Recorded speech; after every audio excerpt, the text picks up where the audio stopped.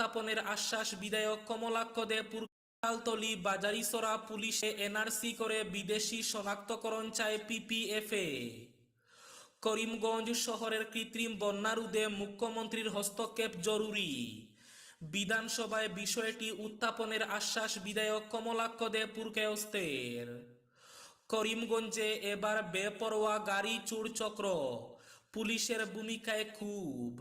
এবং শেষ খবরটি, মোবাইলের রিচার্জের নিয়ে আগামীকাল 2 জুলাই দেশব্যাপী প্রতিবাদ। 3 জুলাই ট্রাইকে গণ ইমেল, নেট প্যাক এবং মোবাইলের রিচার্জের মূল্য বৃদ্ধির প্রতিবাদ। তাহলে